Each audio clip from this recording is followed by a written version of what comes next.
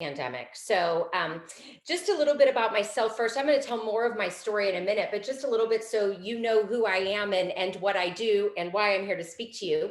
So I am a master certified health, life, and mindset coach, and I am certified in two different mastery programs. One is the transformational coaching method, and the other is neurolinguistics programming.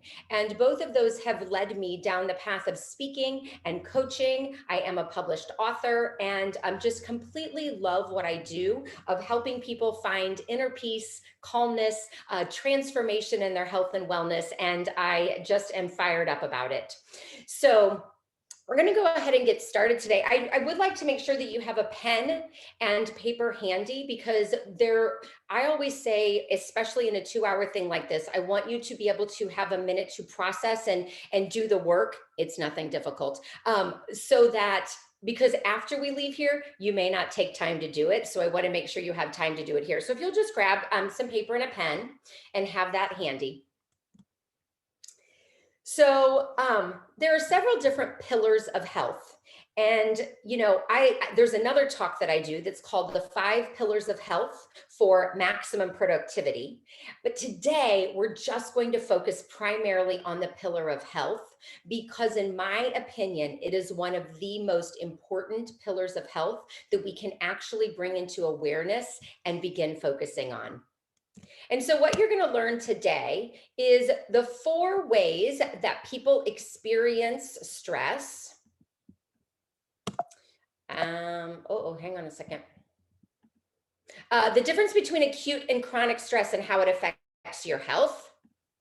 Why a lack of boundaries causes chronic stress. How sleep and stress are related. I'm sure you figured that one out. Mindset is everything. And 7 solutions to decrease and manage your stress. And so as we get started today, I want to do something a little bit fun. Okay, I'm going to call it fun. I would like you to look at this stress wheel, and you can make the wheel if you'd like to on your piece of paper, or you can think of each of these categories as their own, being on a line from 0 to 10. And so in the middle here is where we would say the 0 is, and way to the outside is the 10. And I want you to look at each one on a scale of 1 to 10. Where is your stress level in each of these categories? Okay, so when you think about each of these things, where does stress play a role? And you might find that one area of your life is way more stressful than another area, but I think it's really good to just take a minute to do that. So I'll be quiet here for a second.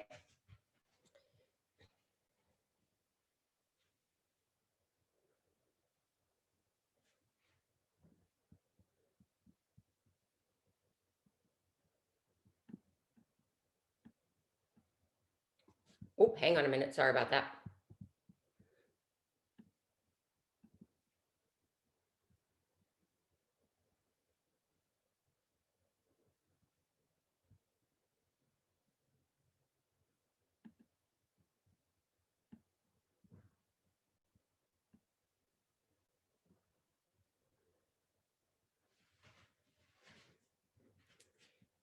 All right. And then, if you're brave enough in the chat, we're going to get to know each other a little bit today. What are your top 2 stressors? What area of your life cause the most stress? And if you're willing to put that in the chat, that would be great. I want to let everybody know too, we won't say your name if you do put it in the chat, just so that you guys know, just to let everybody know. Perfect. I see finances and career and health, health and finance. Perfect. Career and health and relationships. Excellent. Thank you for answering. Yes, yes, career and home responsibilities.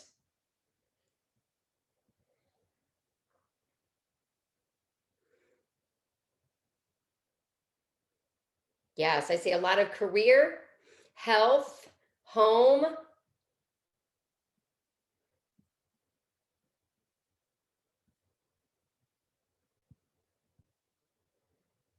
Great. So as you can see, we are all in this together and we are all experience stressors, right? So no one is without stress. That is a for sure thing. All right, let me move some of these out of the way here. Okay. So chronic stress is a national epidemic for genders and all ages. And the thing that I find the most fascinating it is as we live in this time of stress and anxiety is high and overwhelm is high, we're passing that on to our kids as well. And so really when it says chronic stress is a national epidemic for all genders and ages, that is 100%, because there are so many teens and kids that are now feeling very anxious and feeling very stressed and overwhelmed. And I think it's really important that we start looking at that, especially if you are a parent of children, to make sure that you are handling and managing your own so that your kids see you do this successfully, so that they can start implementing some of that in their life as well. So there are 4 different ways that stress shows up for each of us, 4 different ways people experience it. So one is the biological and the chemical, and that is through the processes of the body. Another is mental and emotional, and those are our thoughts, our beliefs, and our feelings. The other is spiritual, which is a sense of connection. And then the other one is structural, which is in our bones and muscles. And so I'm curious, where do you feel stress? How does stress show up in your body and health? How does stress affect your mood?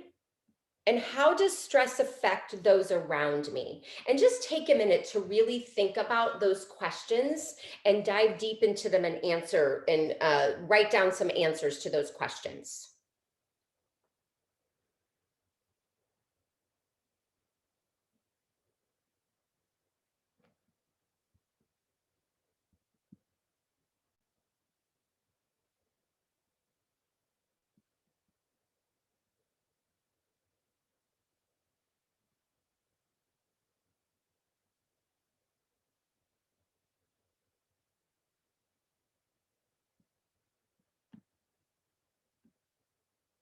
And then what I'd love for you to put in the chat now, because I find this absolutely fascinating. Oh, good, Jessica, I was just going to say, oh, the 4th point, hang on a minute, let me go back. We had a question here. The 4th point was structural, in our bones and muscles.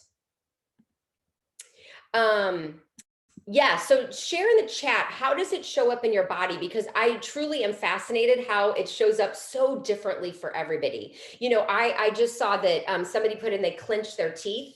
I am a teeth clencher as well.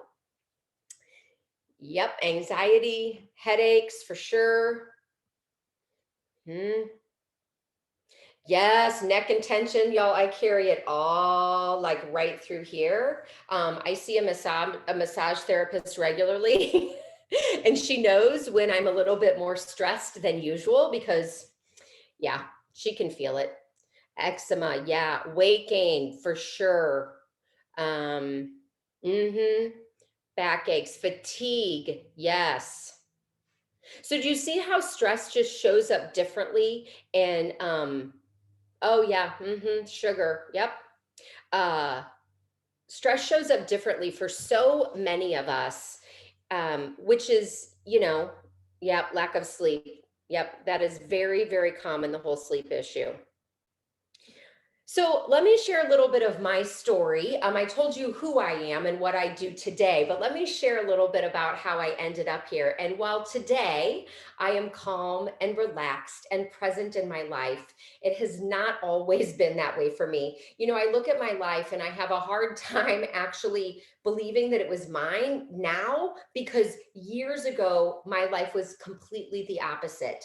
And I can honestly say that I feel like I lost about 10 years of my life due to stress. And worse is it was when my kids were young, right? Those precious moments, not babies, but more, those middle type years. And I was physically with them, but I wasn't actually fully present and engaged with them as much as I would like. I was one of those people that was always thinking. Things were always going in my mind. What do I need to do? What do I need to take care of? What's next? What meetings do I have? I was a former educator. And it was like, how am I going to help Johnny? How am I going to help Susie? Like all the time. And I was also very health conscious. And so at the same time, I was also logging my food, planning my perfect day, figuring out my exercising, like all of those things were in my head all the time. And my kids would be talking up a storm. And I'm embarrassed to say that I was barely listening. I would be doing the motherly nod, and then I'm like, I don't even know what they just said. And I look back on that, and I mean, I can kind of laugh about it now, but I feel like I missed out on just some really like engaging conversations and really listening to them. My relationship with my husband, I feel like was also hanging on by a thread. We were not in the stages of separation or anything like that, but you know what? I would bark orders. I would snap at him, especially if things weren't done around the house, because then that just added more to my plate. And so it really affected my mood. And I felt like I was a little bit unemotionally unavailable to him because I didn't have any more to give, right? I was so tapped and drained that I just was tunnel vision on what needed to happen now and like nothing else. And I feel like I was lacking boundaries in certain areas of my life, which is really what led my stress level to be so high. So before becoming a coach, I was an educator for 15 years. And for those of you who have kids, if you've done any quote unquote homeschooling while they've been, virtual learning and all of that, you can now relate to all the teachers that are out there. But I spent my day with 22 kids, around 22. And let me tell you, it was physically and mentally exhausting. And so I would get up, I would drag myself to caffeine, get myself ready, get my kids ready. I'd get myself to work, power through my whole day with the little darlings, teaching them, answering questions, doing everything. Then I would drink more caffeine during the day so I could get through my evening. I would sit in traffic on my drive home. I would make dinner. I would taxi my kids to all the sporting events they needed to be. I would come home and get them successfully to bed. I would make lunches for the next day. I would do my schoolwork, paperwork, whatever needed to be graded and ready. I would clean up around the house as best as possible, and I would drop in bed around midnight, maybe 12:30.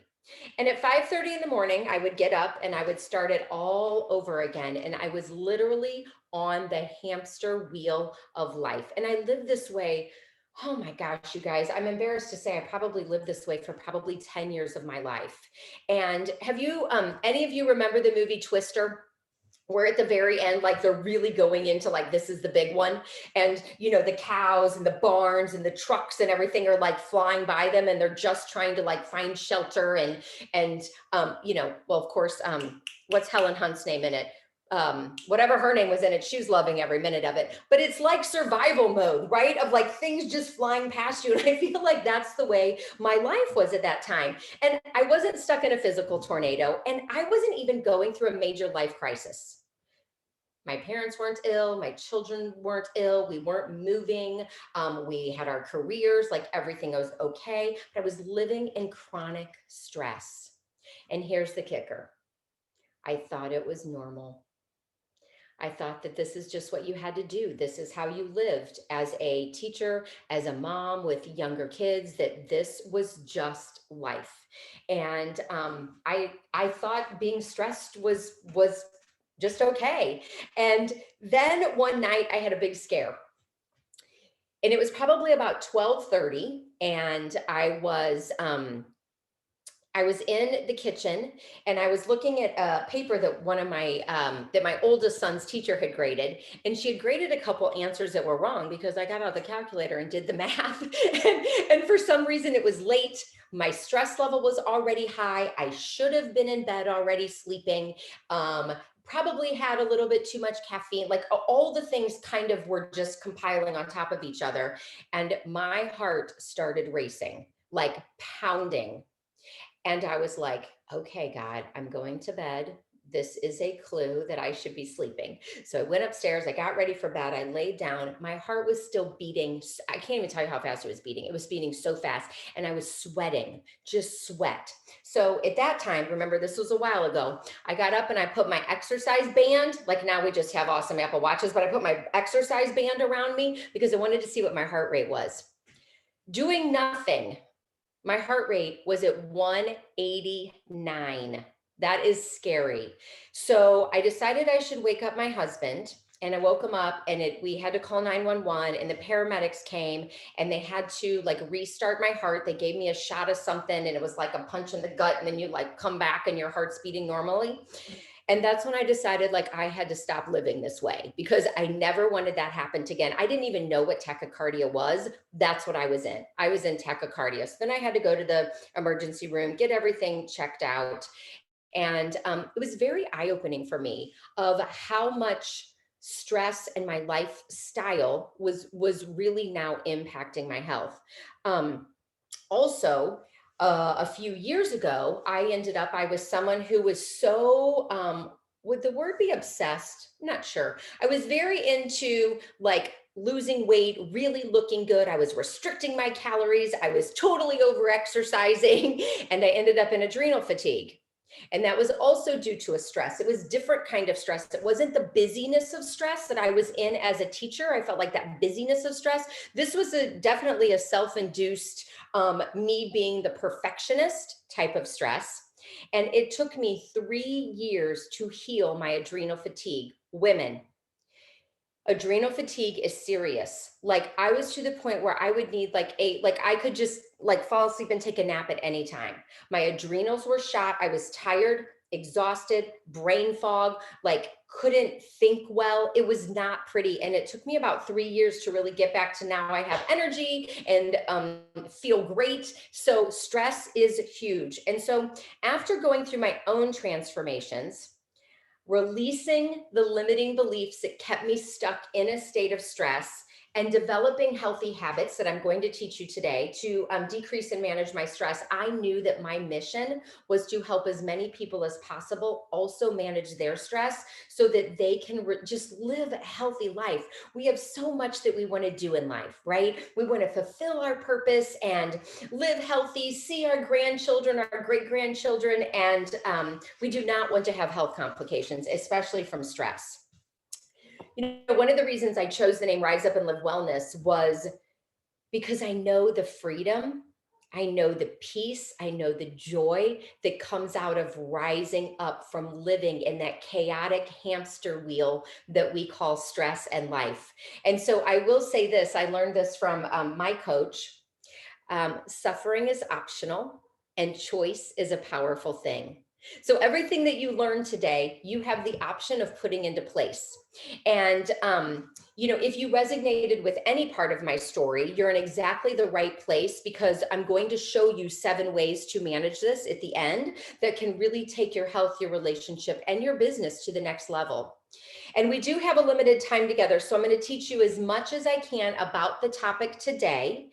We are going to do a Q&A at the end, so always put your questions that you have in, and Kathy and Karen are monitoring that. And then I will also show you at the end another way to take it even further if you'd like. All right, so let's start with health issues. And I want you to think about the note, like when on your line of health, I know a lot of you mentioned that in your, on your wheel of life, that health was actually a lower one for you. And so I want you to think about, on a stress level, on a scale of 1 to 10, where is your stress level in general across the whole, like, you know, wheel of life, if we want to call it? Where is your stress level? And if you wouldn't mind, would you mind throwing out some numbers in the chat for me? And when I was, well, congratulations to our one that has a number 3. Good for you. That's awesome. When I was living, as I was talking about, I would say my stress level was at an 8 or 9 daily, pretty much. That's where it was. Good. So we have some 7s. We had a 9, 4, 6, more 9s and 8s, 8 to 25. Yep, totally get it. Uh-huh. And there's definitely an ebb and flow to the stress, right? Depending on the hour, depending on who you're talking about. Absolutely. And, we live in a fast-paced world where instant gratification just runs our lives. And, don't you feel like society almost praises it for like the busier, the better? And I can honestly tell you, if there was, okay, you all might think of this a little bit differently because I know that what you've been dealing with has been shared with me. But when I think about COVID in general, where it had us stop, kids' sports stopped.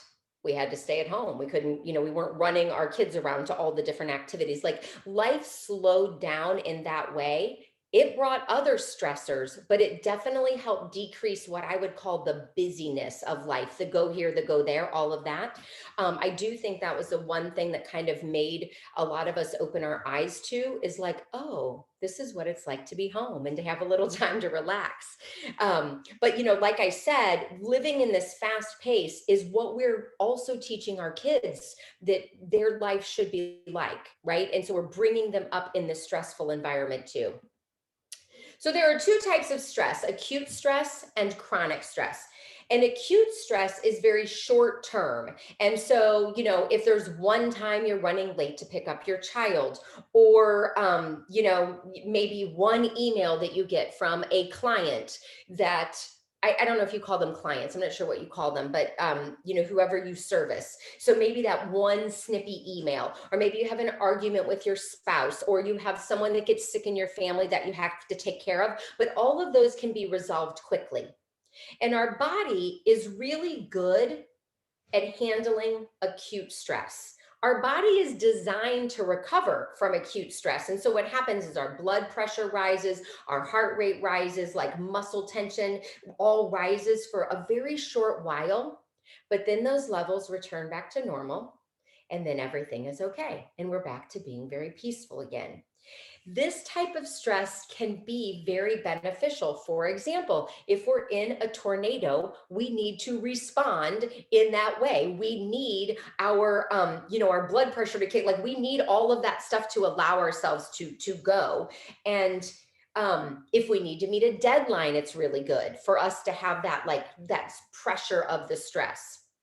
However, if we're always running late, if we're always trying to hit a deadline, if we are always having those, emails come in that are not pleasant, that we have to respond to, if we work in a high stress job, if we work in a toxic environment, if your home environment is toxic, in a bad relationship, sitting in rush hour, taking care of a family member with a long-term health disability, all of these things, when they are done over time consistently, that is where the chronic stress comes in. And most people are living in low to medium chronic stress. And that is the type of stress that the body is not good at handling. And, when you live, so the same thing happens to our bodies when we're in chronic stress. Blood pressure rises, heart rate rises, your muscle tension, all of that rise. But what happens is because you're living in that for so long, it creates a new normal. Okay, this is where blood pressure medicine comes in, right? Like the high blood pressure that starts to happening. And what happens is our body has to start working even harder to function normally because all of those things have risen and now stay at an elevated level. And then when more stress hits in, it creeps up even more. And sometimes if that short turn, it'll go back down, but it won't, unless you learn how to deal with it, it doesn't go back down all the way. So chronic stress really creates a new normal inside of your body, which eventually can lead to a whole host of health problems. So what I would like for you to do is to take a minute. What are the acute stressors in your life? The things that just happen and then they go away, right? It's like not, yes, it's stressful and then you're done with it. And then make a list of what are the things that keep you in chronic stress, that moderate intensity, it's ongoing, and kind of make those lists and see what you come up with. Hey, Kelly, it's Yeah. Kathy. I just wanted to remind the group that if you're going to respond to something in the chat, make sure you check all panelists and not all panelists and attendees if you want to be anonymous.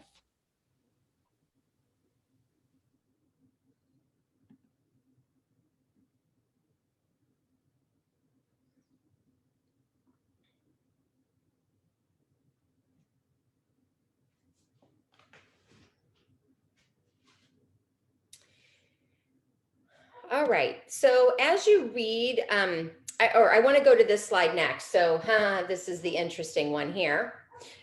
So first I want to read the quotes. 77% of people regularly experience physical symptoms caused by stress.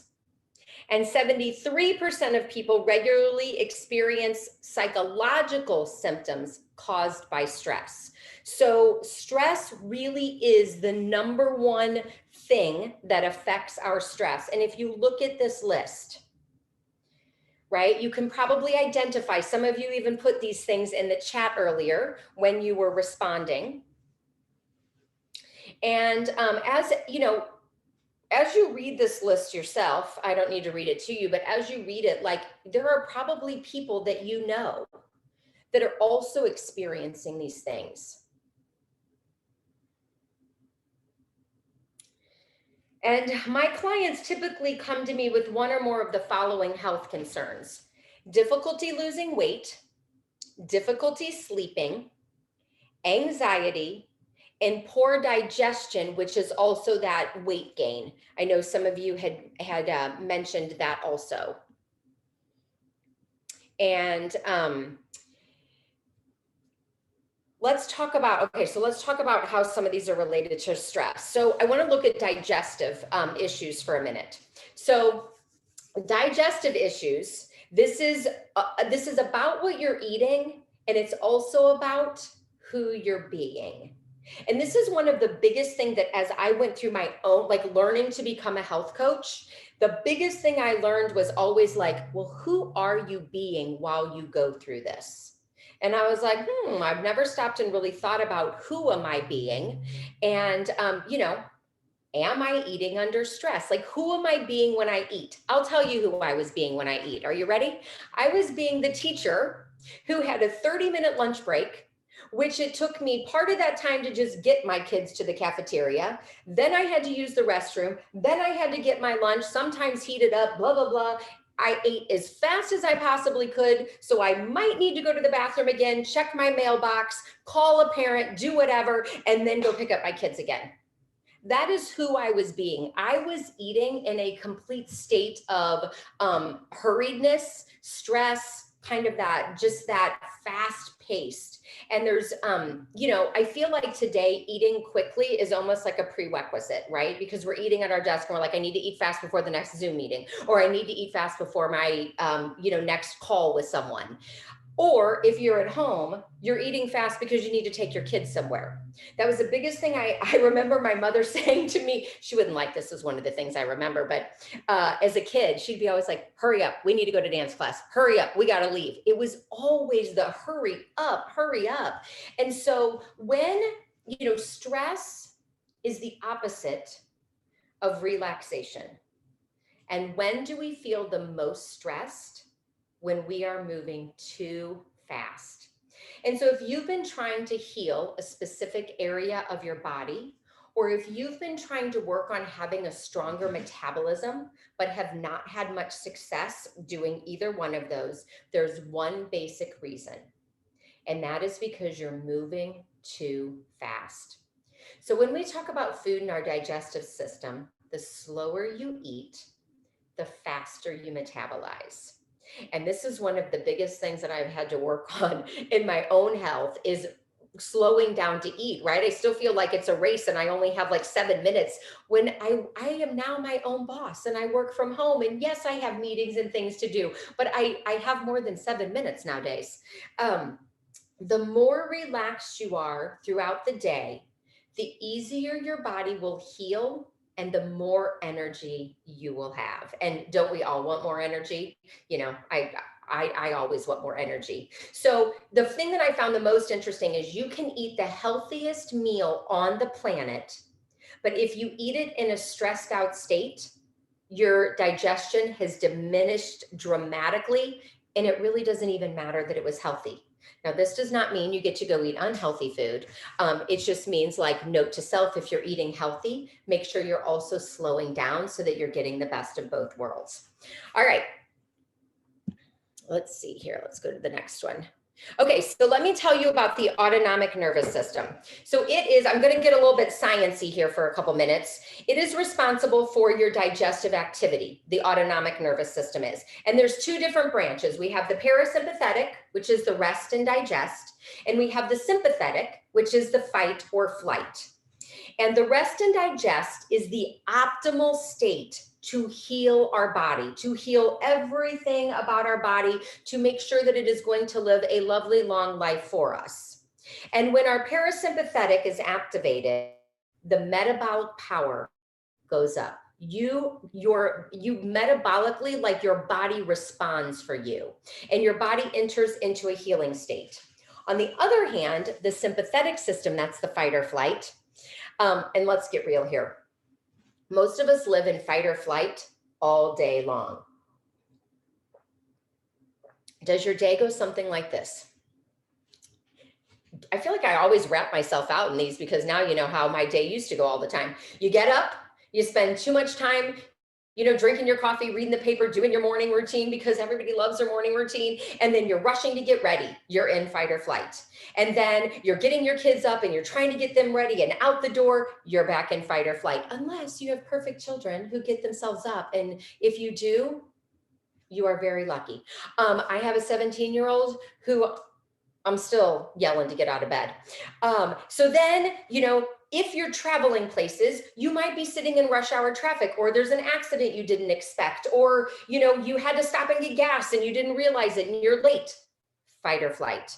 Then you get to work and now meetings and you're bombarded and, hey, did you see that email and who's responded to this and like more fight or flight. Like, you get the drift. Like, we're only at 10 a.m. and we've been in fight or flight, like, basically our whole morning long. It takes 90 minutes for the body to recover from being in fight or flight. 90 minutes. And if you think about that, like, I feel like every 90 minutes, there's a new little stressor that happens that puts me back up into fight or flight. And then it's taking that long to recover, and then it's happening again. And so this is chronic stress. And so you might be realizing that you're living in chronic stress right now and you didn't even know it. And, I'm going to be a Debbie Downer just for a minute, but for any of those of you out there that are trying to lose weight or get healthy, when we are in fight or flight, our digestion completely shuts down. So here's a classic textbook example of this. If a lion was chasing you after lunch, you would not care if you digested your sandwich. Your body would be like, holy moly, we got to go. We need to run. So your blood flow goes out to your arms, to your legs, to your brain for quick thinking. Like, it is no longer worried about that, turkey sandwich that's in your stomach. And it's a brilliant mechanism in place for our basic survival. However, we're no longer confronting lions. We are no longer living in a world where we need to be, hunters and gatherers. And so the interesting thing about it is that our body does not know the difference between the lion chasing us, between us sitting in traffic and being irritated and late, or between taking a phone call from someone who is not happy with us, we are not happy with them, and it's very frustrating. Our body does not know the difference in any of that. It still sees it as the stress of the fight or the flight. And on a psychological level, they are both the same. All of these things are the same. And again, as I said, when your digestion is shut off, your metabolic power goes down and your stored fat increases. Often people that are stressed carry weight around their like their middle area. And that is just because of the amount of cortisol that goes up. And when it's released, increased cortisol due to stress causes fat accumulation, and especially that belly fat.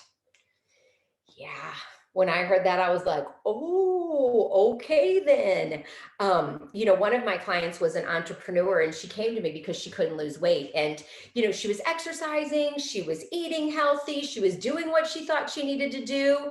However, the more we started talking about it, she was living in at least a medium, if not a little bit higher state of chronic stress. And part of the reason was because to her, relaxing meant being lazy, right? This is a belief that some of us carry. If we relax and there's a whole lot of things that need to get done, then we're being lazy, we're not being productive, whatever. And as soon as she started really becoming intentional about what we call tapping into our parasympathetic system, that rest and digest system, I'm going to show you how to do that. But as soon as she started doing that, she began to drop weight without really changing anything else. Like, that is how powerful that our bodies are when it comes to the parasympathetic system in the fight or flight. I had another client who was having heart palpitations and not sleeping well. And the culprit was stress. And so we started working around things in her life. She was a busy corporate job. She had 3 younger kids, but we had to find time for her. It had to become a priority for her to be able to add in some relaxation and be okay with it, right? As we often want to put ourselves last instead of putting ourselves first. But the interesting thing is when she was really, really focused and intentional on relaxing and that self-care piece, her heart palpitations went away. She started sleeping. And then as soon as work got really busy and she started having more deadlines and things like that, it all started back up again. And she was like, oh my gosh, like, I have to keep this in place. Like, it has to be a priority for me.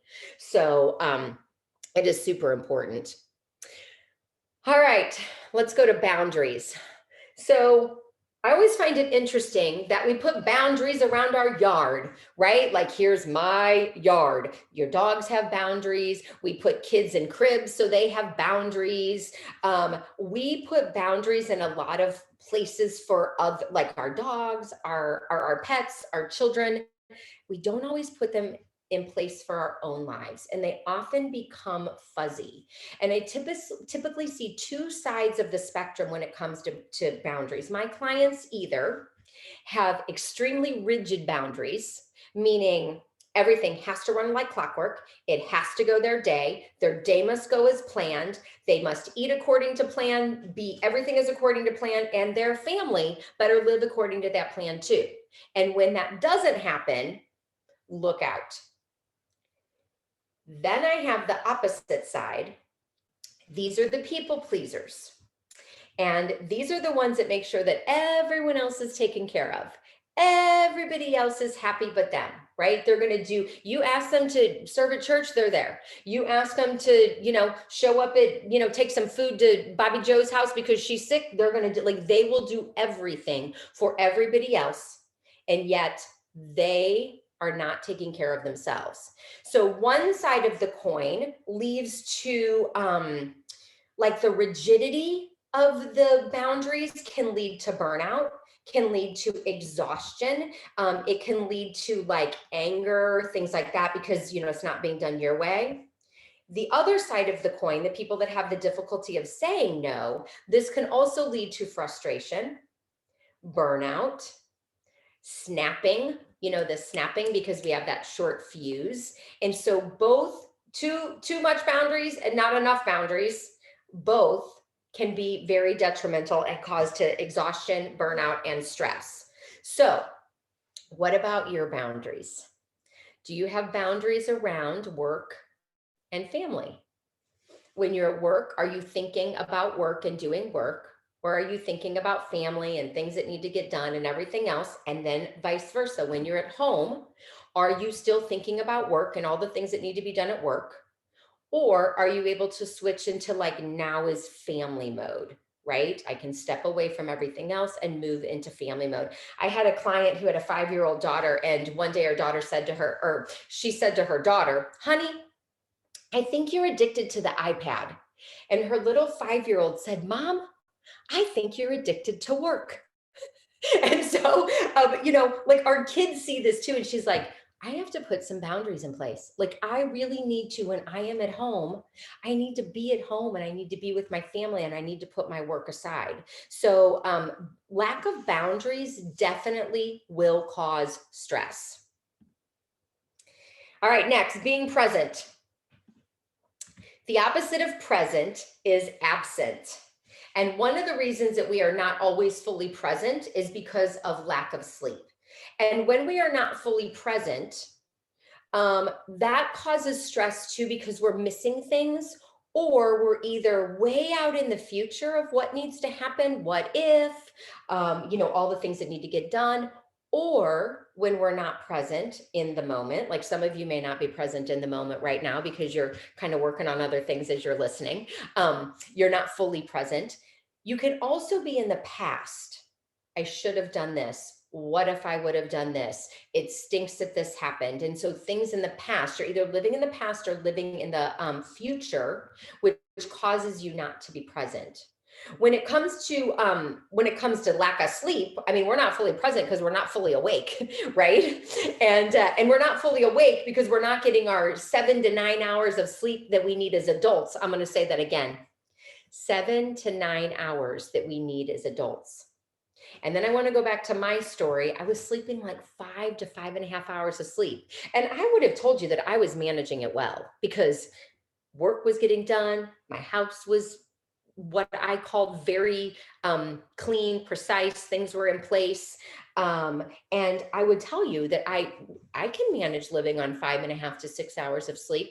No, not really. I mean, my husband would have said differently, right? Like I said, I really wasn't nice to everybody all the time because I was snappy and would get in moods and things like that. And it was truly due to a lack of sleep. That, and then I would have to live on caffeine all day long. And since leaving the teaching world, managing my stress now, I drink like half the amount of caffeine and still have a ton of energy than when I was stressed out and not sleeping and needing all of that. And I imagine that when it comes to sleep, when we're talking about sleep, there's typically two different things that happen. So one, you get into bed and your mind is racing with all the things that didn't get done, and then you have trouble falling asleep. That's one of the reasons we don't get enough sleep is because we have trouble falling asleep. And the other reason is because we bolt up in the middle of the night and whatever's causing us stress is back on our minds again. And then we're not sleeping because we're awake. So one problem is getting to sleep. And the other problem is staying asleep. Does anybody have problems with those? Getting to sleep or staying asleep? I know some of you mentioned sleep. Are any of those your problems? Yes. Oh, yes, yes, yes, yes. And if any of you, yes, staying asleep, waking up at 4 a.m. Yes. And so I'm 49. So if any of your women are, oh my gosh, I don't even know, like premenopause starts at, I feel like when we're 30, it doesn't really, it just feels that way. But if you're between the ages of, let's say like 45 and let's say, late 50s, anywhere in that hormonal, when you're going through hormonal times, that completely messes up your sleep also. So then you have to even have more ways to help you sleep because your hormones are affecting everything also. Men, I don't think you have to worry about that. I mean, you might not be sleeping, but it was probably more stress related and due to other things as opposed to hormones. I sometimes wake up in the middle of the night and send myself work related emails. Yeah. Yep. Okay. Let's see. Okay, so hang on. Before we do that, let me talk about, so stress can cause us to be absent. It can cause us to be emotionally absent. It can cause it to be mentally absent. And, like I said, you could be sitting here right this moment and maybe your eyes are open. Maybe you're even looking at the screen and listening, and yet your mind is like somewhere else and you're really not present. So if you are someone who's anxious, worried, stressed, that's where all your energy is going, making it difficult to really be in the present moment. And as I said before, when we focus on the future or when we focus on the past, that also takes us out of the present moment. And so, a lot of the thing when I work with clients on being present, it has to be very intentional about being present in the moment, right? Like if I could go back when my kids were younger in the car talking about things, like I want to be present with them. When my husband and my kids are talking, I make sure that I am listening. I am making sure that I could repeat back what they say to me, that I'm so engaged in their conversation. That's how present we need to be. And sad to say, really, that it's the stress that takes us away from that. And if there's one thing when my clients get done working with me that they really brag about, it is being fully present and fully engaged with who they are. And if that means they're at work, being completely engaged and present with what they're doing at work and not the distractions, as well as in their family. And when they do that, just inner peace radiates through them. Like it is the greatest thing. Being present is one of the greatest gifts that we can give ourselves. So we're going to take a little quiz. How present am I? All I need you to do is write down, there's going to be 3 questions. I'm going to do 3 slides. There's 3 questions. You're just going to write down the number. Like if you resonate with number 1, then put a 1. And at the end, you're just going to add up your scores. Your score will be less than 10. So no big numbers. So the first question, how much time do you spend living in the present moment? And then pick 1, 2, or 3 and write that down.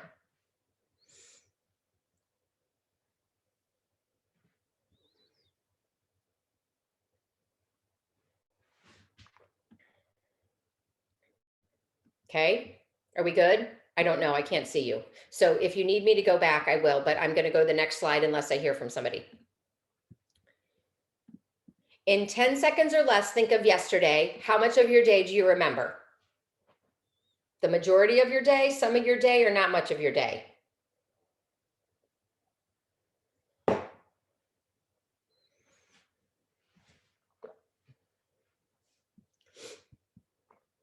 All right, and then the last question. How present are you right at this moment?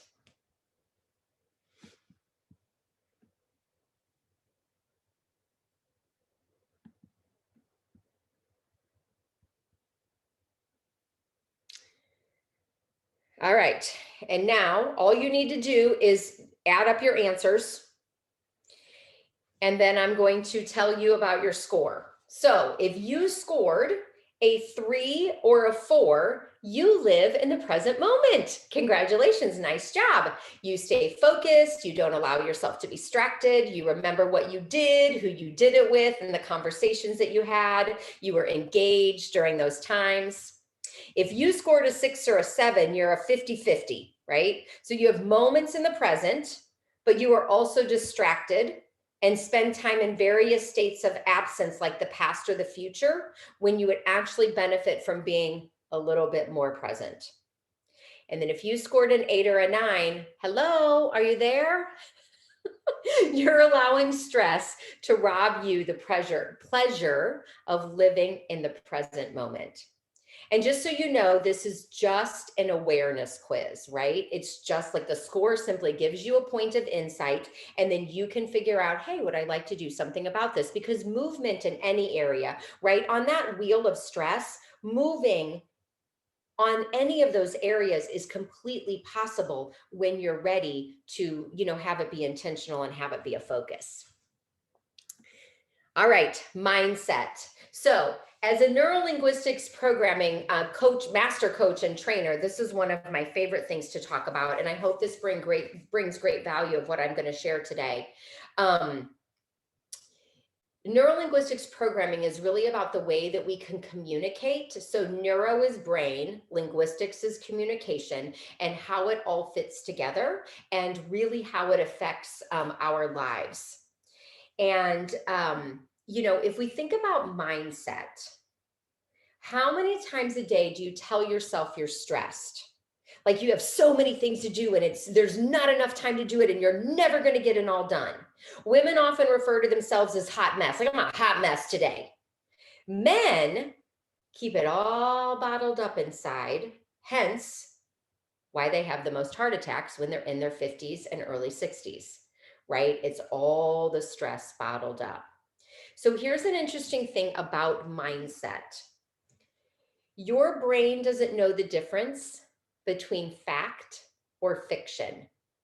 So whatever you tell your brain is exactly what it believes. So if you tell yourself you're a hot mess, it believes that and it's looking for proof. Oh, yep, she sure is. If you tell yourself you're overwhelmed, your brain is going to make sure that you stay stressed and overwhelmed because you're telling yourself that. And so it's like, okay, well, this is the way it is. It does not know the difference between fact or fantasy. If you tell yourself the people you work with suck up all your time and energy, then your brain is going to prove this. Okay. If you tell yourself your clients are annoying and suck the life out of you, your brain is going to prove it. It's going to give you every example possible to go, yep, you are right. So, how do you talk to yourself?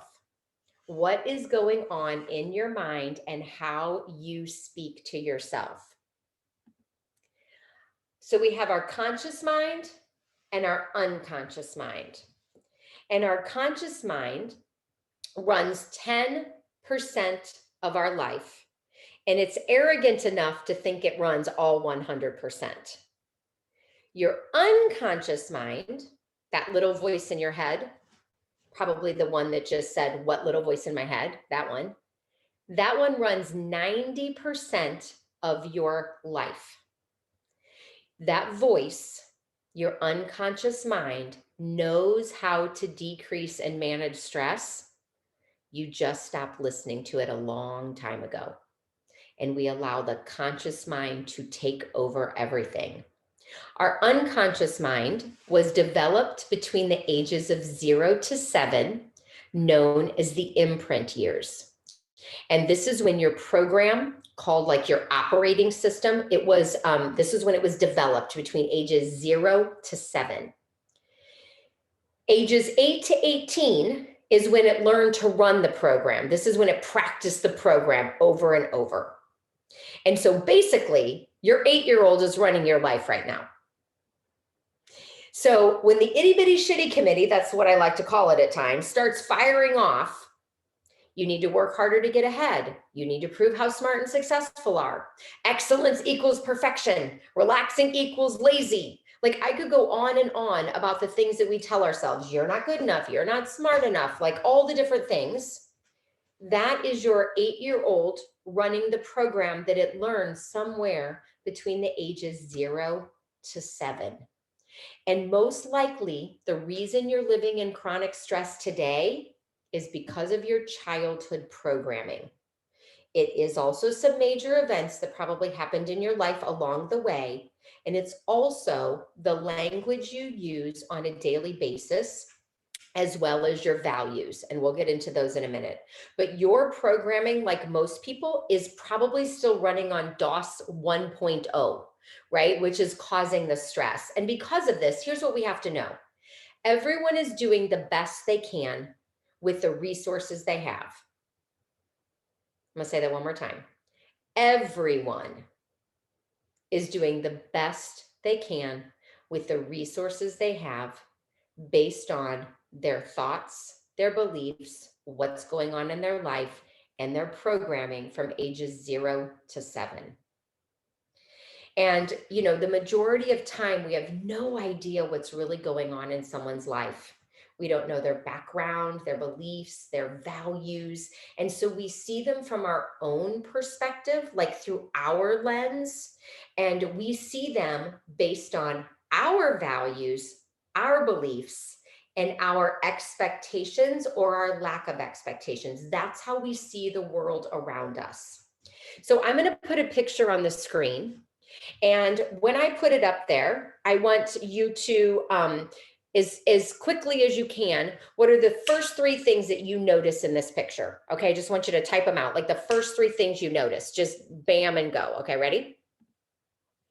First 3 things you notice, go.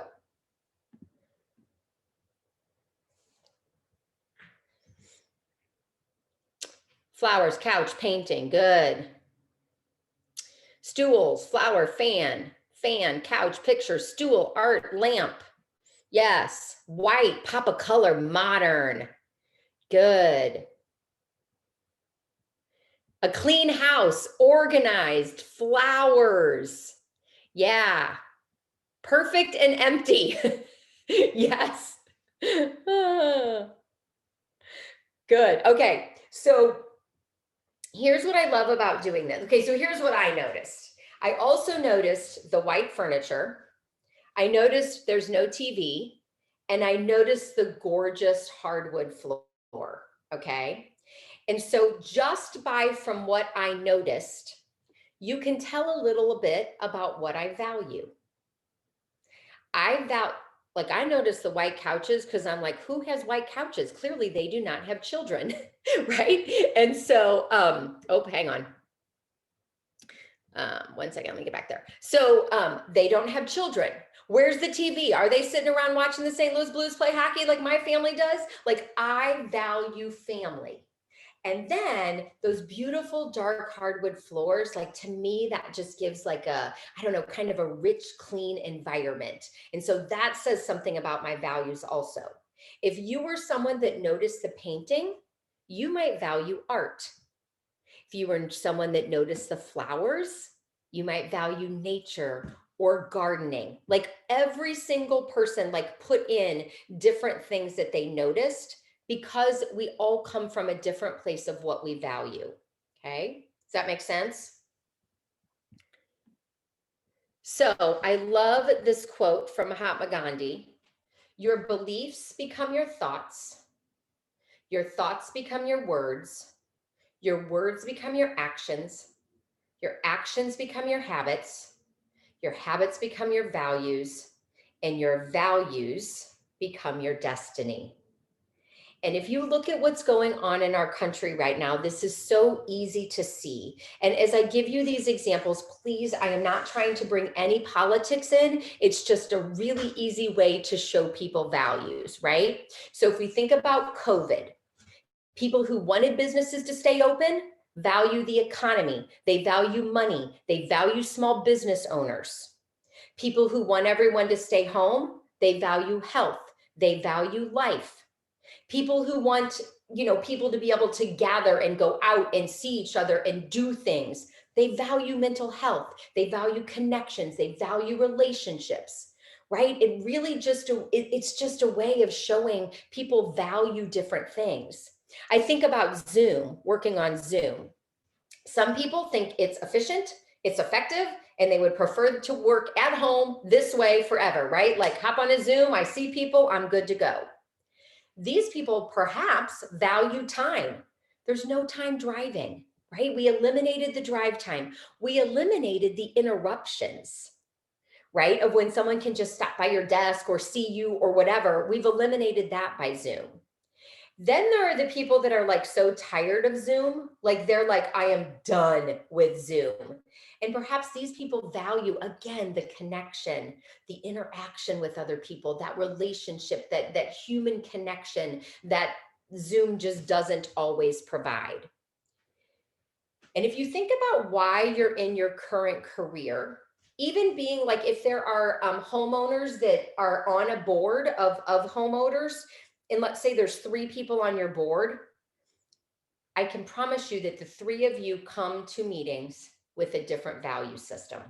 The people that you work with have different value systems, right? In your own career, some of you value money, the money that you make from this career, whether you like the job or not. You value the money and you're like, I'm going to do it. I'm going to stick with it, whether I like it, because it brings in the money that I need to take care of my family. Family and money are important. The career is not as high of a priority on the values. Some of you love working with people, which is what you get to do in your profession. Like, you're always working with people and you value that. You love those relationships. Some of you love safety, right? And you're all about the rules of the, I don't know, I'm going to throw this, clearly I'm not in your profession, but the fence must be this way for a specific reason, and the pool must be this way. Like, you value those safety rules. And that's the perspective that you bring to it. As a health coach, Like I value health, and I look through almost everything through the lens of health as one of the priorities, as well as my family, my faith, things like that. But I'm always looking at things kind of through the health lens and perspective. And so when you understand your own values, when you understand those of the people that are in your organization, that are in your community, and you see it from the, oh, that's why they're that way, because they value that.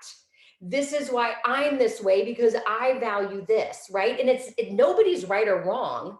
It's just we're coming in with the different values, and it opens up a whole new understanding of the people that we're surrounded by, right? And we can even look at that in our nation and the political system of what's going on. It's, just different values, right? So find it fascinating. Okay, if you look, I love this slide, right? So we've got the one side that like it's a 6, and the other side's like it's a 9. It's both. It's the perception. And we perceive everything from our point of view. So everything we perceive outside of us is a projection of what we perceive inside of us. So our perception of events, people, whatever is happening around us is a projection from what's going on inside. And typically it's at the unconscious level when I talked about your unconscious mind.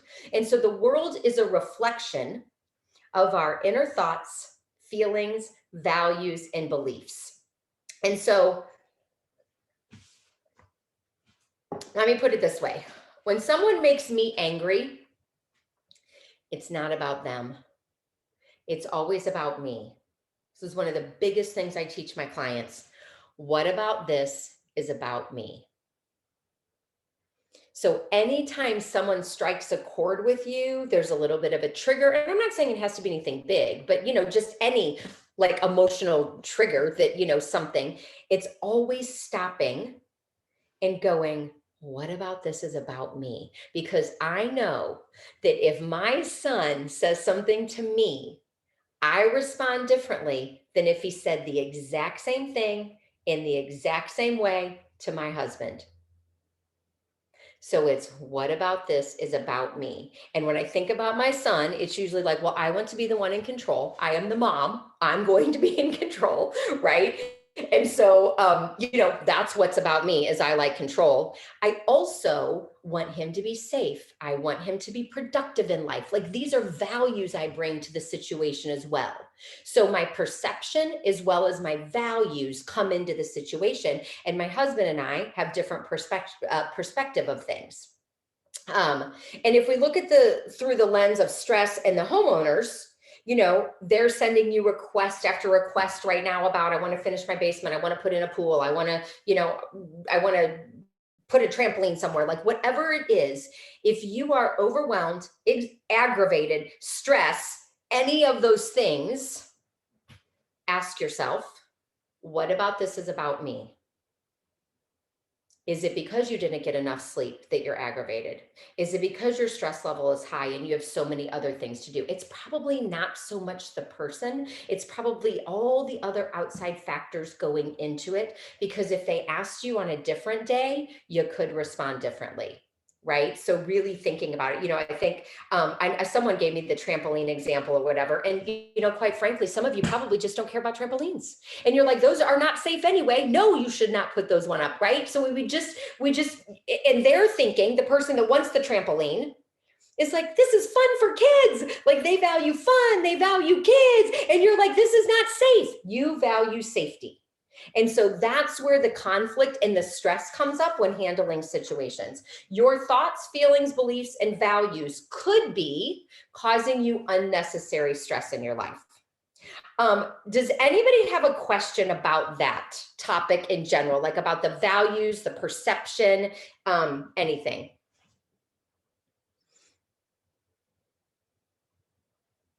Is this a new concept you've heard, or you already are totally well aware of this? Just curious. Because I can tell you as a teacher, when I was a teacher, like I knew kids came from different environments and things like that, but I never really thought of what the parents are valuing could be just so different than what I'm valuing. Yes. So this is a good reminder. I forget this when I'm reacting to people. Yes. Good. So most of you are aware, but hard to think of in the moment. Yeah. Good. Okay. Good. Good. All right. So solutions. We are finally to the solutions. I know you're all like, oh my God, when is she getting to the solutions? Because I need to know actually how to manage and decrease my stress, my stress. So, okay. Now, these may not be new or exciting to you, like just like the values and the perceptions, it's not always new. What is one thing as we go through these that is it like, oh, wow, I used to do that and I should start doing it again because it really made a difference. Or maybe there is a new aha for you that you're like, oh, I haven't tried that yet. I need to start doing it. So I ask you to, like, as we go through the solutions, to look through it through that lens of either what do I know, but I'm not doing and I can implement, or, oh, that's a new strategy that I could actually try. All right. So the first thing to decrease and manage stress is to establish a sleep routine. If you have a morning problem, you have an evening problem or a sleep problem, right? Because whatever happens at night, in the evening and at night is what leads up to morning. So establish a sleep routine.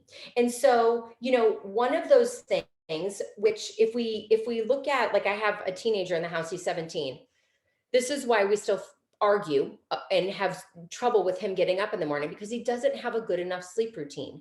He plays hockey. One night we didn't get home from a hockey game. The game was from 9 to 10:30. So by the time we get home, he's not even going to bed until probably midnight by the time he wound down. And then he's getting up at 6:45 in the morning. Then on other nights, he's home and he can go to bed at 10 o'clock. There's no consistency. And then let's talk about the weekends, right? The weekends, they're up, on playing games and do whatever they're doing until 2 a.m. in the morning. And so there's not that consistency. So as adults, we sometimes have a little bit more control over that, but go to bed at the same time each evening and really get up at the same time in the morning. And I used to say, well, I'm just a night owl. I'll tell you why I was a night owl. I would end up taking a nap in one of my son's beds. As I put them to sleep, I would lay down to talk to them, and I'd end up taking like a 30-minute nap. And then I would get up and I'd be like, okay, like, here we go. And it is proven that if you are not in bed by really asleep by like 10:30, 11, your whole internal clock just shifts and now you're awake for 3 more hours. Has that ever happened to anybody? Like, you didn't get, like, you were tired and yet you didn't go to bed, you pushed through it, and then you're awake for another 2 to 3 hours. So, I have since then shifted my internal clock so that now even I get up at 5:30 happily. It wasn't happily before, it was because I had to. But I get up at 5:30 in the morning. I do a lovely morning routine. I'm in bed as many nights as possible, which is a lot these days, by asleep by 10:30 at the very latest. Usually it's a little more, 10 o'clock-ish. And so I've learned to shift my clock so that I'm more of a morning person and less of a night person. Limit screen time. This is not a popular one, but if you can limit your screen time before you go to bed, that really does help, like, shut off your brain, especially if you're looking at any of the social media platforms, because we know that certain posts can trigger things in us, and then we're triggered before we go to bed. And we really do not want that, right? Like, we don't want to be triggered by any emotions or anything that we read. So it's best to just shut off the social media, turn the emails off until the morning, and then deal with it then. That's kind of some of those boundaries that come in place. The one suggestion I do have for you, if you've never done this before, is called a brain dump. If you are someone that has trouble, whether you wake up in the middle of the night thinking about things, or if you have trouble going to bed because your mind is going, a brain dump is literally where you take like 2 minutes and you write everything down on a piece of paper. Not in neat little, just like dump it. It's called brain dump, right? So you just dump everything out, what you're thinking, what you're feeling, what you need to do, like all the things that are going through your mind, you get them all down on paper, and then you go back to sleep. Because when it's out of your mind and it's in a place where you're like, I don't have to remember it, because you can refer back to it in the morning and go, oh yeah, these are the things that I wanted to remember. The reason we hang on and keep thinking about it is because we don't want to forget it. So it's like, I have to remember this. I have to remember that. Put it on paper, and then it's out of your mind. You can refer back to it in the morning, and then you can circle the things that are like, oh yeah, these need to be on my to-do list. Okay. And then some of the things, it won't even matter the next day. All right. Know your values and set boundaries. So another one of the biggest things that I teach my clients to do is to learn how to say no. Because those, we have to go back to the people pleasers, right? And a lot of women particularly are people pleasers, and they'll say yes to committees and yes to, bringing cookies somewhere, and, all the different things. Here's a couple things about saying no. When you say no to something, you are saying yes to something else. So if you say no to not being on a committee, or, like a volunteer something or other, or no to sending the cookies for whatever, couple things. You're saying yes to something else, something that might be more of a priority to you, especially if your stress level is high. Don't put more stress on yourself, just say no. The other thing that happens is when you say no, you often allow the people that never step up to step up. If you're in a church organization, you probably know that 20% of people do 80% of the work. And this is because they rely on the 20% of the people, and they know they will say yes. They figured that out. They're smart. They know they'll say yes. But then what happens is the other 80 people never have the opportunity to step up, because the yes people say yes too quickly. If the yes people would back off a little bit and not say yes so quickly, it would, I don't want to say force, give the opportunity for some of the other people that need just a little bit more coaxing and, a little bit more time to respond. It would give them time to respond. And then all you yes people could actually have a little time for some self-care, some relaxation, and you could take care of yourself. So this is big. Like, this is a big one when the stress level is high. So I want you to take that piece of paper you had. I want you to jot down some notes here. What are your top 5 values or priorities in your life? For example, is it your, your family? Is it your career? Is it your health? Your faith? Like, what are your, having fun? What are your top 5 values or priorities in your life? And write those down.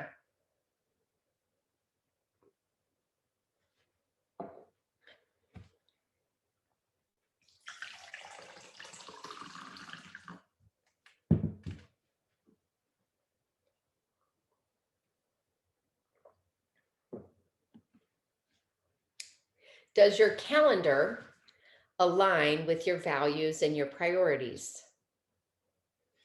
So this is a big one, right? People, if you love work and you love your family, here's what I always say. It is never about finding balance, okay? Because when we think of a balance scale, you have to have, 50% on this side, 50% on this side, so it's actually equal, right? And if it's a little bit off, then it's a little bit off. So what I like to tell people is to think about bringing harmony into your life, a work-life harmony. Because sometimes you're going to need to work more, and sometimes you're going to need to spend or want to spend more time with your family. But if you think about your top 5 priorities, does your calendar align with them? And if the answer is no, like, okay, think about this. Which priorities show up the most in your calendar? Let's go there next.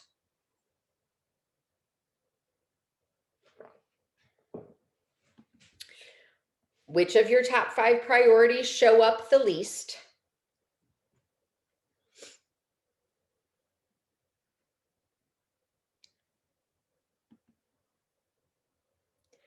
What boundaries do you need to put in place to stay true to your values and your priorities?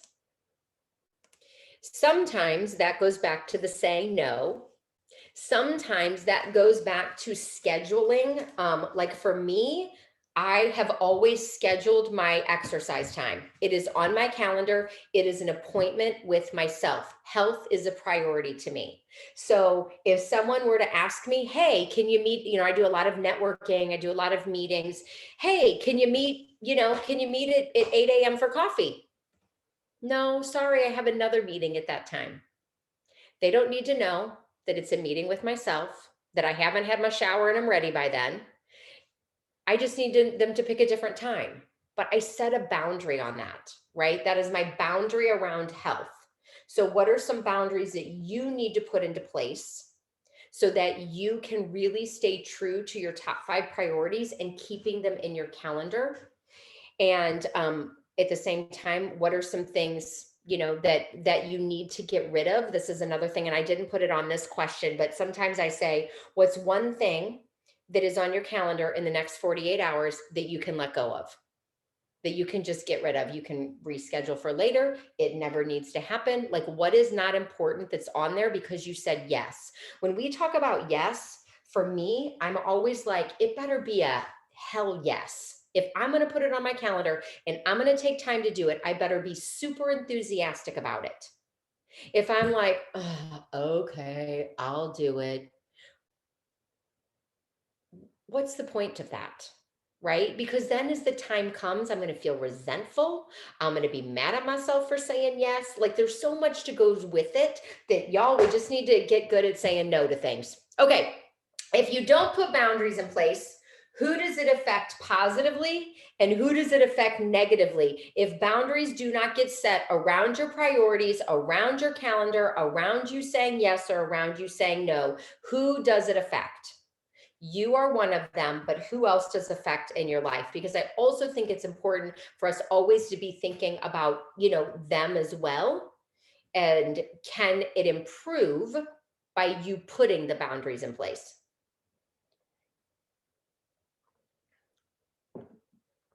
All right. Get curious about your mindset. So not only when we talk about values, but also, being addicted to stress is a thing. People are addicted to stress. Doesn't that sound crazy?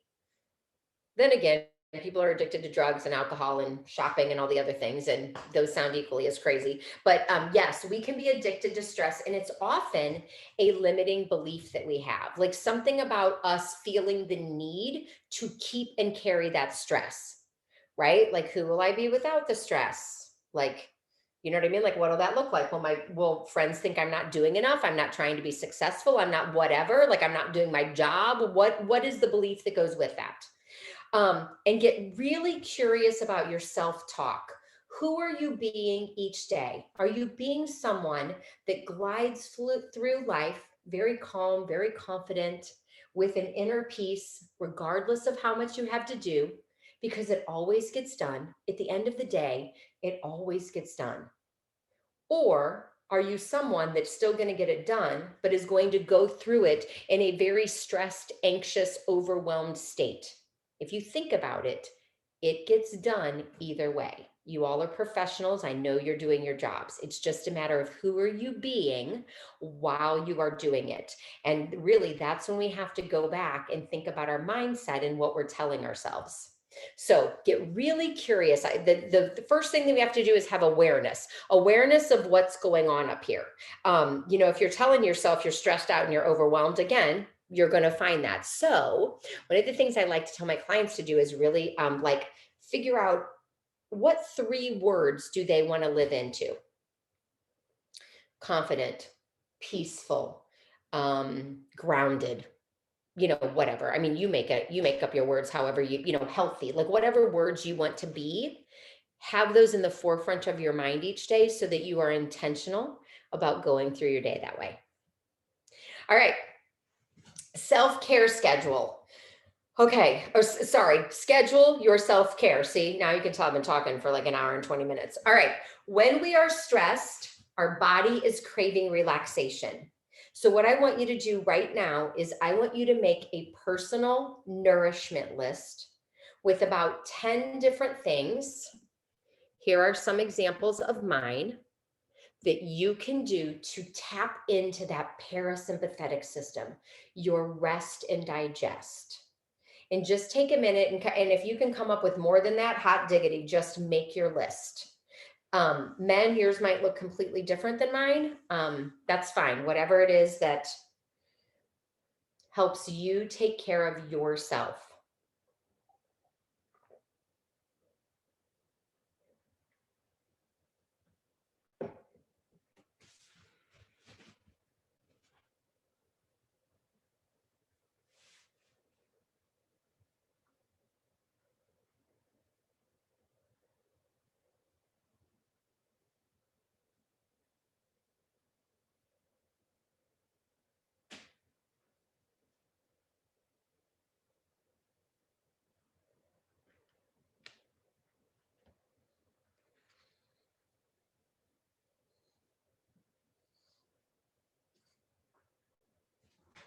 I wish I was a bath person. I would have put that on there.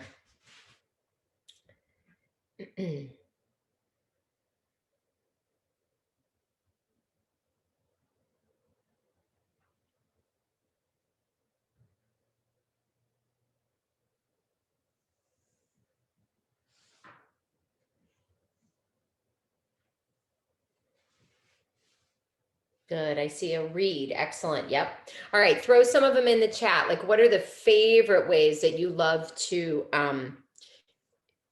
take care of yourself? Some self-care.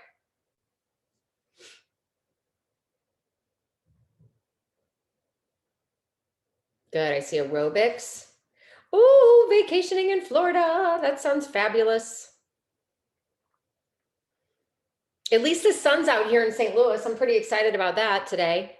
Yeah, soaking a bath. So interestingly enough, my husband and I, we actually have a new home, and in our new home, we have a gorgeous, huge walk-in shower, and we no longer have a bathtub. So I saw somebody say the Epsom salts. I learned how to take an Epsom salt shower, and you just very quickly put the Epsom salts on your body and like let them wash off, but it still kind of has that same effect of soaking in it. And it's absolutely fabulous. Walking outside. Oh, chiropractor. Yes. Playing with pets, beautiful. Preparing and freezing meals during the week to allow more time for you during the week after work, good. Fishing, yes. Working in the woodworking in the shop, yes, perfect. Music, oh, music is so wonderful, isn't it, to relax? Yes, oh, these are great. Having good, healthy meals. Scheduling talk time with my husband without the kids. Yes, love it. So I want to go back to exercising just for a moment and just make some of you aware of this just because of my experience. So when we're in a contracted state all day long, which is basically the stress from the deadlines, the workload, the expectations we place on ourselves, like all the stress, we are really in a contracted state. And when we go and do high impact workouts, or when we go and we are lifting heavy weights and whatnot, FYI, we're putting more stress on our body. It's just self-induced stress. So all I want to say about that, please know, I work out, I basically work out every day in some form or another. And it's not all, sometimes it's a short amount of time, sometimes it's an hour, it just depends. But just so you know, when you work all day with stress, and then you go and put a whole lot of stress on your body, and then you go and have stress of your family, it's a whole lot of stress. So I always encourage people to, at some point in their workout routine, to also start incorporating stretching, some yoga. And I used to be one of those people that I was like, I am not going to burn any calories during yoga. I am not going to do it. And it was the one thing that I needed the most was yoga. And when I started doing it, I could see how much I craved it. So, and then part of my adrenal fatigue is because Patrick, we're talking about healthy things and you're mentioning bourbon and cigars. I'm just kidding. That's good for you. I probably should have said your name either, but people probably know you that you do that. But I'm glad that you have an outlet. So that's good for you to relax for sure. Anyway, I just happened to read it while I was chatting about my healthy. Oh yeah. Oh yes, we know. Anyway, I ended up in the adrenal fatigue because I was over exercising and putting too much stress on my body. And as soon as I started to decrease and do a little bit more low intensity and started incorporating more yoga, my body responded so much better. So I just bring that up because I know people like exercising is great for us. It reduces and it releases endorphins, like we feel good about it. Dancing, oh my gosh, I love to dance myself. So that's awesome. So good. These are great. Okay, so here's something else I want you to do along these same lines. Now that you have your list, what self-care will you do daily? What is something that you can put into your calendar every day for your self-care, non-negotiable? What are some self-care things that you're willing to do that might only happen monthly? And what are some things you're willing to do quarterly, right? So like vacationing, we're not going on vacation every day, but maybe it's something you do quarterly or twice a year, right? But that can't be our only form of self-care because we're not able to do it enough. So what is something that you can do daily, monthly, and quarterly? Kind of look at your list and just jot down, D, M, or Q by them.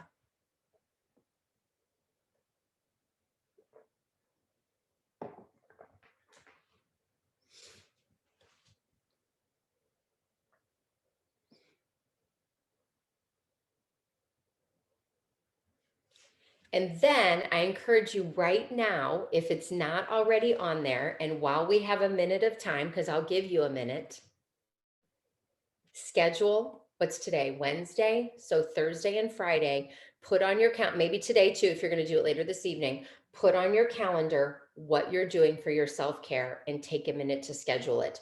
While you're on your phone, on your calendar, do not be distracted by your emails and your texts and everything else. Go to calendar, schedule it in, and then come back and be present.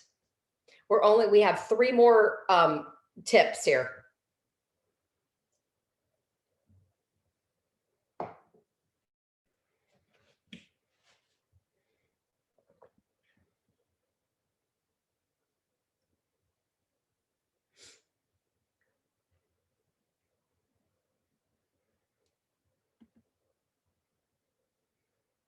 Oh, I put a weekly one in too. Oh, my slide was all messed up. Here's a weekly one too. So here's an example. My daily activities, like every day, I am doing a devotional. I'm doing a meditation. Like I said, I am exercising. I do read. I also always spend time with my husband. A little bit of like that talk time somebody said. So those are my daily activity or self-care. My weekly, what do I do once a week? Oh, you know what? I'm always connecting with like a friend at least once a week, maybe, like one friend one day and one friend another, but somehow there's always some kind of a number one fun, like a fun activity. And then also some kind of a conversation. I love deep conversations. So I make sure that I do that. Monthly, once a month, I get a massage. That is a non-negotiable for me, especially because I do love to work out. And so my body just really needs it. And I love my massage therapist. Self-care that I do quarterly. Oh, the other thing I do monthly is usually a pedicure. Man, that might be every 6 weeks or so, but I do get a pedicure. And then self-care that I do quarterly. This is a good one for people that don't get massages regularly to really put in like a quarterly one because they are so good for you. Your weekly might be going to a chiropractor. That could be monthly for you as well. Like just kind of spreading it out and looking at those things. All right, number 5, clear clutter. How do you personally feel about clutter? I know for me, clutter causes me stress. Like when I walk into a place and it could be my office on some days that is cluttered, immediately yes, freaks me out, can't stand it. Yep. It just like raises my anxiety because I'm like, oh my God, what is all this stuff? What do I need to do with it? Do I even know where anything is? Like, whatever. My husband is former military. Everything has a place and it better get back to where it goes. Like that is how he runs our household.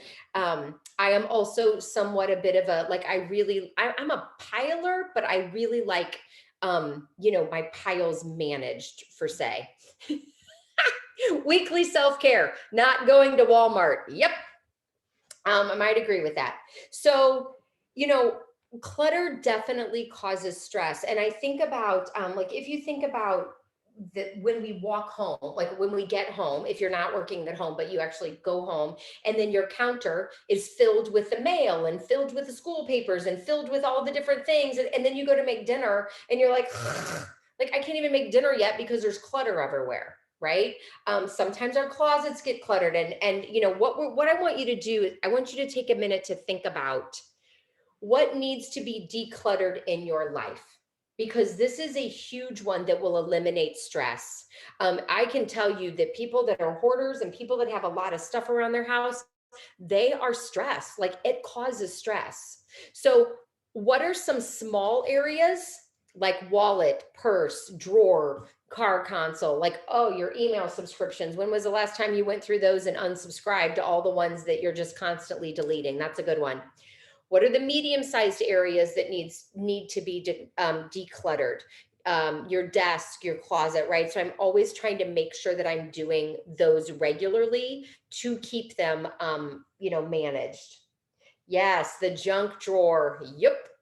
And then the large sized area, and that could be more your basement, garage, if you have a toy room, right? That's not something. So if you look at these, you can do the small area ones like 5 minutes. Like you need 5 minutes to declutter.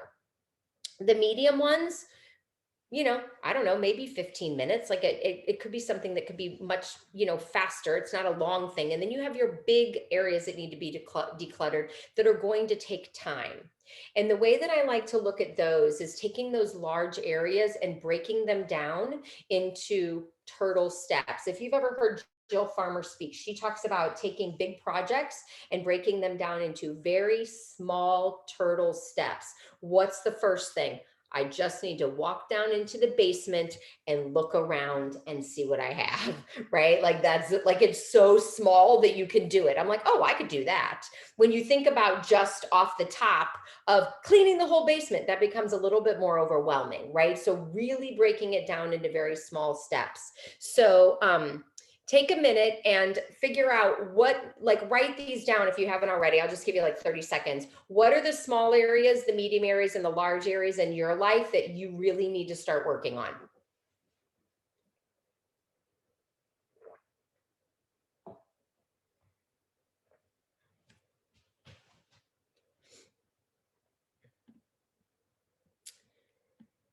All right, this is probably my all-time favorite.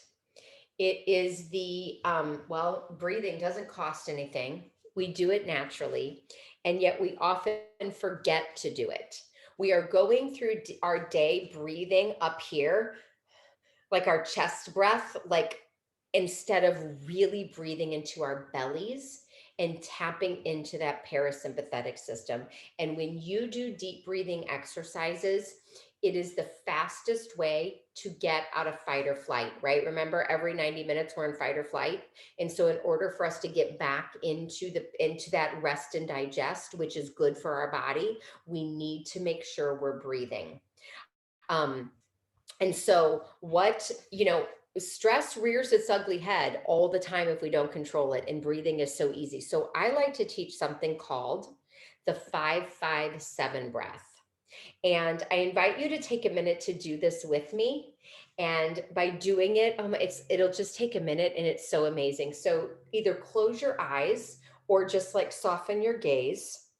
Sit with your like a nice tall posture and let your shoulders just relax down. And we're going to inhale for 5. And we're going to hold for 5. And we're going to exhale for 7. And we're going to inhale for 5. Hold for 5. and exhale for 7. And keep this breath going. We're going to do it a couple more times. You keep it going. You keep counting. And while you're doing that, I want you to scan your senses. What do you hear? What do you smell? If you have your eyes closed, do you see red or green or blue? Like usually there's a color that kind of shows up. Do you taste anything? And just keep this breath going while you scan your senses. And also start at the top of your head.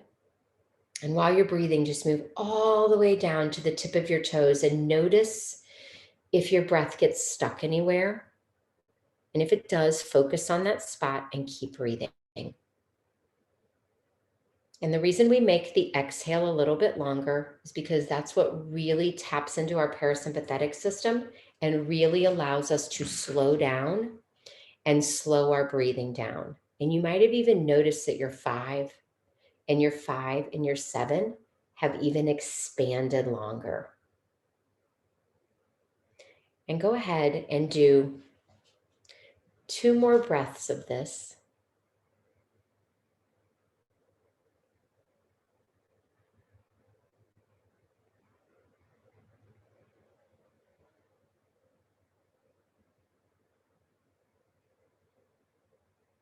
And then when you're ready, you can open your eyes and come back. And so the interesting thing about that is there's some people that feel like if they take that break and do that for 2 minutes, like I hope you found that amazing. I was even talking through it and still breathing and found it to be so relaxing. But there's a lot of people that feel like if they stop and do that during the day, then it's going to make them more tired because they're going to be like, actually what it does is it helps us increase our energy because we've stopped. We've had a little rest and now we're ready to go again, right? So it's really energizing. If you have an Apple Watch, I don't know if you know this or not, there's actually a Breathe app, something on your watch. It's Breathe. And my watch will tell me when to breathe. And it will cue me every now and then and be like, it's time to breathe. And I literally stop and breathe. And I can tell on the days that I don't do it, I know where my stress level is. I know like that I'm working and working and working, right? And then I'm more tired because that was like 2 minutes. So being able to really stop and breathe can change the whole quality of the rest of your day. This is something that I don't know if you're commuting anywhere to work or all working from home or whatever, but doing it from transitioning, even if it's like you're done working in your office and it's time to go be with your family, take 2 minutes to do this breathing so that you can like let go of work and then breathe in, being ready to go and enjoy your time with your family, right? It can be done in the car, just don't close your eyes. But this is great. When we talk about kids and kids' stress level, this is so effective for kids to learn how to do this before tests, right? When the anxiety gets high before a test, you just stop, you do some breathing. Another thing, when we were talking about the eating and your digestive system, when you do this breath prior to eating, number one, it will help you slow down eating because you already just stopped and slowed down. And the other thing that it will do is it'll actually fire up your metabolism, because when we breathe like that, it just fires up the inside and then it helps you digest your food better. So there you go. There's another little hot tip as it goes. All right. And then the last tip of how to manage and decrease your stress is really to be proactive about this. And these steps sound very simple as they are, right? I can also recommend, stress products. There's a lot of like stress aids out there and they can be very effective. The other thing I also say that is if it's something that when you stop using it, nothing has changed, then it's just a Band-Aid for you. Right. And so the whole point of it is to getting it so that you don't need the oils, the supplement, the whatever, that you've really done the work deep enough and have implemented it and have been intentional enough about it that your stress level is managed without those. Again, love products. I use products for all kinds of things. And I think it's a great first step. I also feel like we need to be looking more into like peeling back the layers of the onion and really getting into where is the stress coming from. And I say that because, again, it's often coming from our thoughts, our beliefs, and those are driving our actions. And an essential oil, love them, have a ton of them, use them. This is nothing bad about that, firm believer of them. Or a supplement, use those, firm believer. They don't get into changing our thoughts and beliefs and our habits. They help us, but they don't actually get into the deeper work. And so being proactive about it is really being intentional about it. And we don't need more information to decrease our stress, right? Because I'm sure a lot of you knew this information. It's really now about what can you do to make sure you're being accountable with this information, that you're actually applying it to your life. Because if we don't, we fall back into the same ruts. So being proactive, that might mean finding an accountability partner to help you in this area, like a peace and calm partner, whatever you want to call them, so that you can check in with each other. And there's some awesome sides to having this accountability partner. You just want to make sure, I know that with me, right, if I'm going to have my husband be my accountability partner, I also know we love each other enough through our craziness, and we don't want to have any tension that we may not really hold each other accountable the best. So I'm one of those people that, as a health, life, and mindset coach, I'm always like, find a coach to help you. And it may not be me, and that is totally fine. There are a dime a dozen, health coaches out there, life coaches. Find one that resonates with you and really help you move forward, because I'm going to go back again. The reason that I started talking on this topic was because stress is the number one thing that affects our health. So you have to be proactive about it. You have to be taking the steps. Actually, you don't have to, you get to. Right? When we know better, we do better. So you get to be proactive in taking care of your health. And however that looks for you, I hope you will take those steps to then move it forward. We've talked about a lot of information today. Now you are more aware, and now you have some basic steps to do that.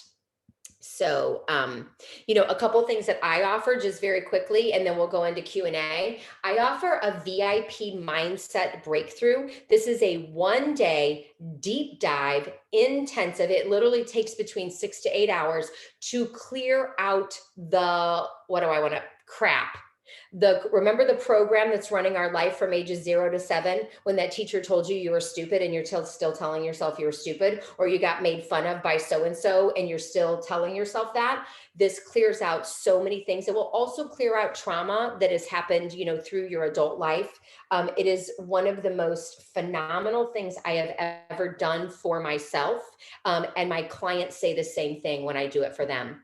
I also have an Address Your Stress 12-week individual coaching program that I offer. And then I have a Rise Up group coaching program as well for people that are looking for that a support and accountability, that want to be doing it with other people that are also trying to just take their health, and I say like all of health, not just for stress, but all of health, up to the next level. So those are some of the things that I offer. But I want to get back to and I want to really thank you all for listening. But what are some of the questions? Let's dive into some questions, thoughts, comments, ahas. I'll take it all. Insights you had, questions.